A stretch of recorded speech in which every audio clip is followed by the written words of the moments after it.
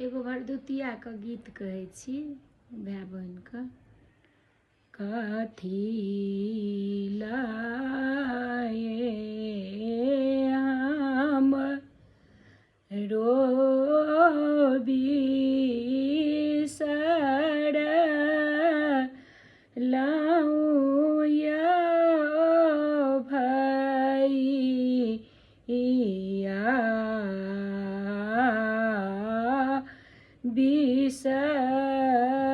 बिसरी बैसलहुँ हिया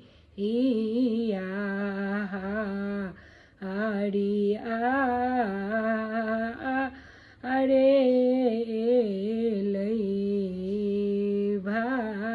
भार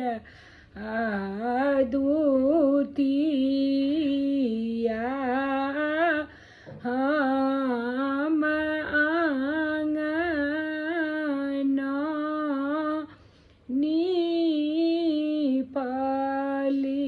नीपलिया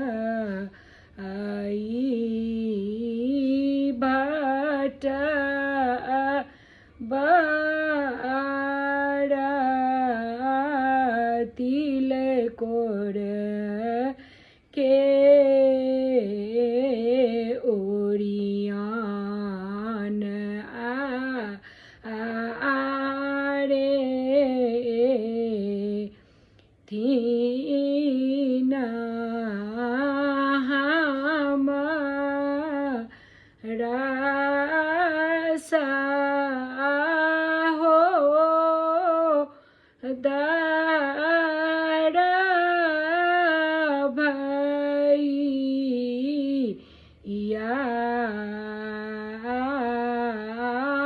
दुनू मिली लेबै हम नोत आरे छाछी भारे दूध हम पौड़लिया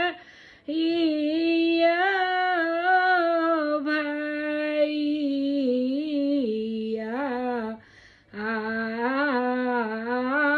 तुलसी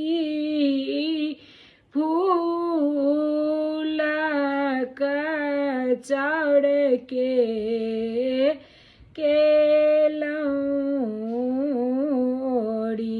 लौड़ियान आरे के हन